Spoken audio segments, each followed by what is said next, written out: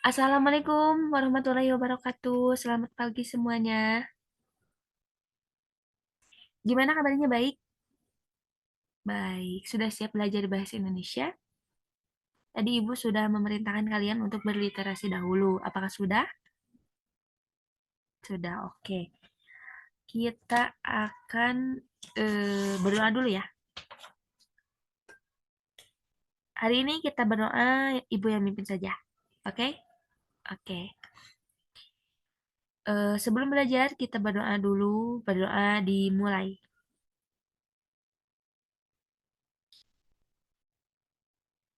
Berdoa selesai. Oke. Siap ya? Ibu akan absen dulu. Yang pertama ada Aditya Samsul Ramdan. Hadir ya. Kalau hadir, raise hand aja. Oke. Anissa Siva Nurhasana.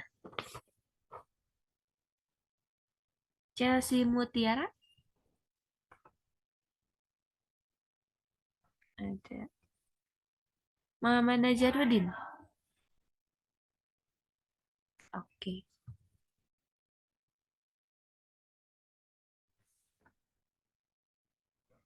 Oke, semuanya hadir ya.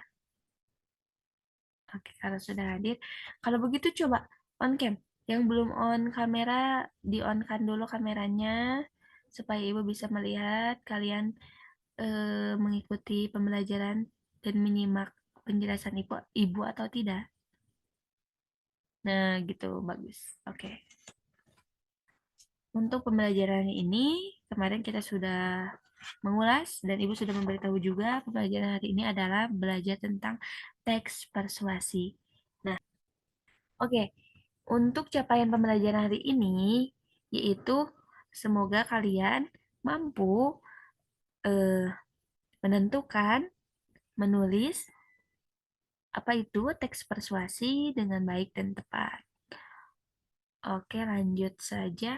Kemarin kita sudah mengulas teks persuasi itu apa.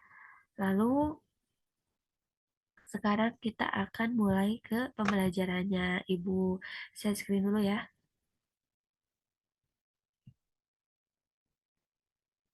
Sudah nampak? Sudah. Teks persuasi. Nah, teks persuasi. Apa sih teks persuasi? Bersifat membujuk secara halus supaya menjadi yakin. Nah, untuk siapa yang menjadi yakinnya yaitu si pembacanya. Yang kedua ada teks persuasi berisi ajakan atau larangan. Lalu teks persuasi berisi saran kepada orang lain. Nah, jadi apa sih teks persuasi itu? Artian teks persuasi. Suatu paragraf yang isinya berupa ajakan atau membujuk pembacanya agar melakukan atau mengikuti apa yang penulis ungkapkan di dalam teks. Lalu, adapun ciri-ciri teks persuasi. Ciri-ciri teks persuasi itu ada berapa? Ada 4. Yang pertama berisi argumen, menggunakan kata ajakan, berusaha meyakinkan, dan menghindari konflik.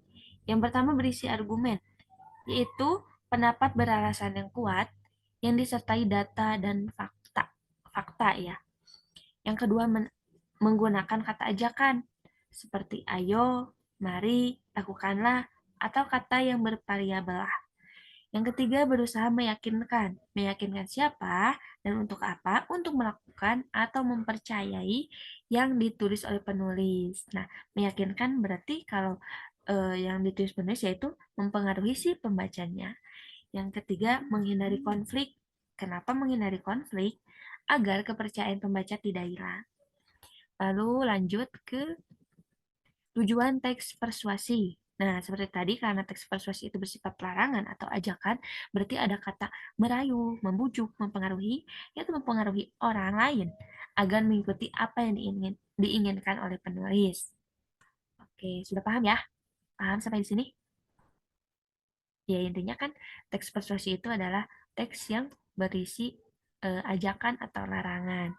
Untuk apa? Untuk mempengaruhi pembacanya agar mengikuti apa yang diinginkan oleh penulis. Oke, lanjut ke struktur teks persuasi.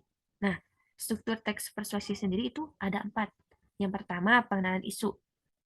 Pengenalan isu berupa pengantar atau awalan pada teks yang mengenalkan isu atau permasalahan yang akan dibahas pada teks. Berarti pengenalan isu itu adanya di awal. Nah, adanya di awal pembahasan. Lalu yang kedua adalah rangkaian argumen berupa pendapat-pendapat dari penulis mengenai isu yang dikemukakan sebelumnya, yaitu seperti data atau fakta yang mendukung argumen tersebut. Lalu ada pernyataan ajakan berupa kalimat-kalimat dorongan kepada para pembaca untuk melakukan sesuatu. Yang keempat adalah penegasan kembali. Nah, yang ini bertujuan untuk memperkuat pernyataan dan argumen-argumen sebelumnya. Tadi kan sudah dikenakan dengan pengenalan isu, lalu ada argumennya, lalu ada ajakannya. Nah, disimpulkan lagi, diperkuat lagi di dalam penegasan kembali. Oke. Untuk yang selanjutnya ada unsur kebahasaan inti. Yang pertama adalah pernyataan bujukan. Ditandai dengan pemakaian kata seperti penting, harus, dan sepantasnya. Nah, yang kedua adalah kata kerja imperaktif yang ditandai dengan pemakaian kata seperti jadikanlah, sebaiknya, hendaknya, dan waspadalah. Oke, bahasaan lainnya. Di sini ada kata-kata teknis peristilahan yang berkenaan dengan topik yang dibahas, lalu kata-kata penghubung argumentatif, misalnya jika, sebab, karena, dengan demikian, akibat, dan oleh karena itu. Lalu ada kata kerja mental, misalnya memprihatinkan, memperkirakan, mengagumkan, dan lain-lain. Lalu yang keempat ada kata perujukan, misalnya berdasarkan data dan merujuk pendapat. Nah, itu merupakan unsur kebahasaan. Lalu yang selanjutnya ada bentuk teks persuasi. Adapun dari bentuknya ada bentuk pidato. Nah, contohnya ini, propaganda kampanye lisan orientasi niaga.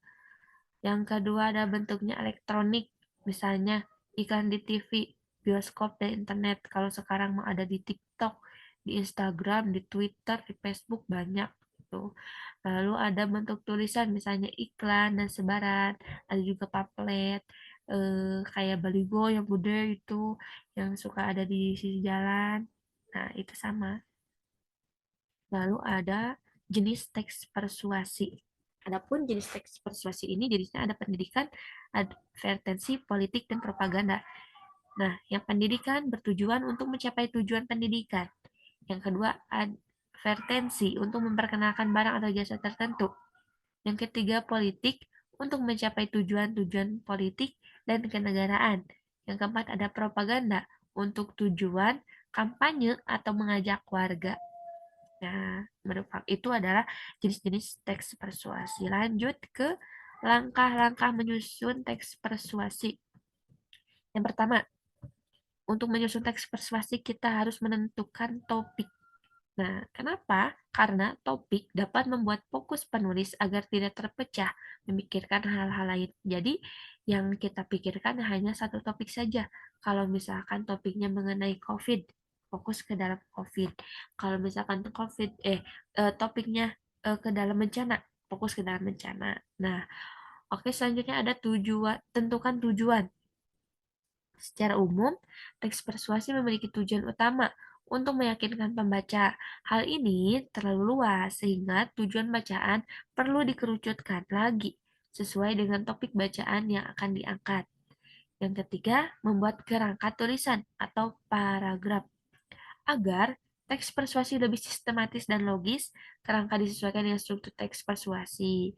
Lalu ada yang keempat, mengumpulkan data.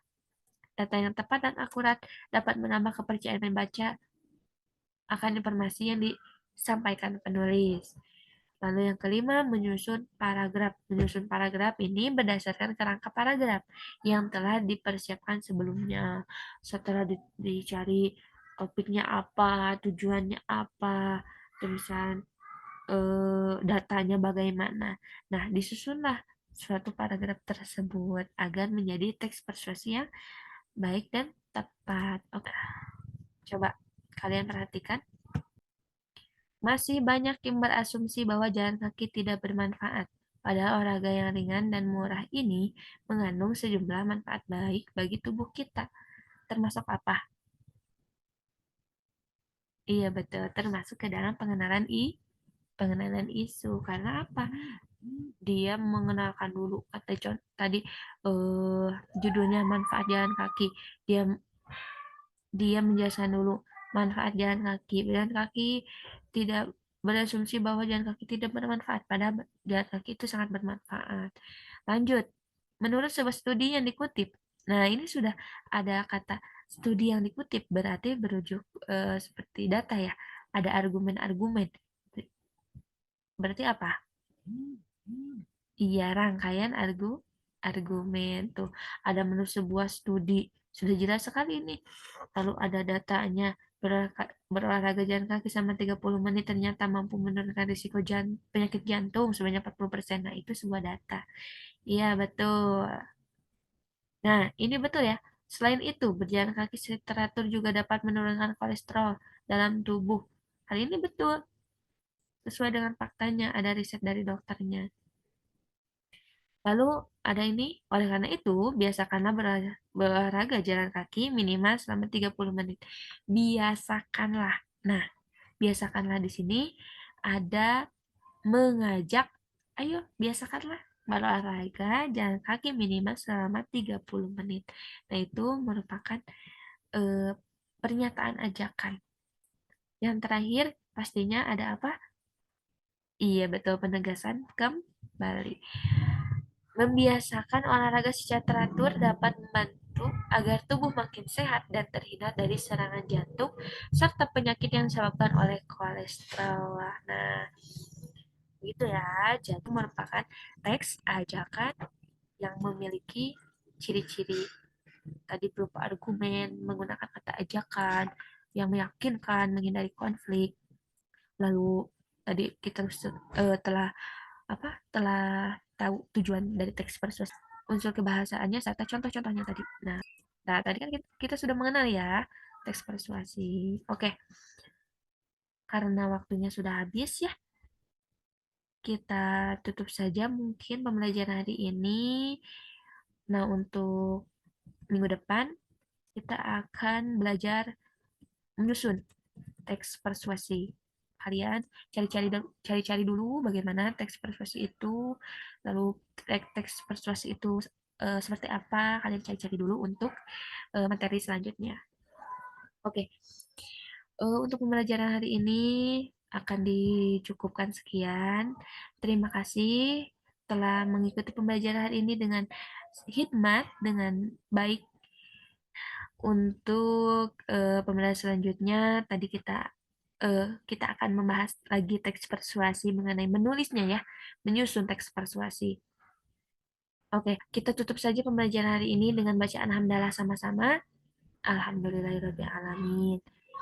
Oke, oke, pembelajaran bahasa Indonesia mungkin akan dicukupkan sekian.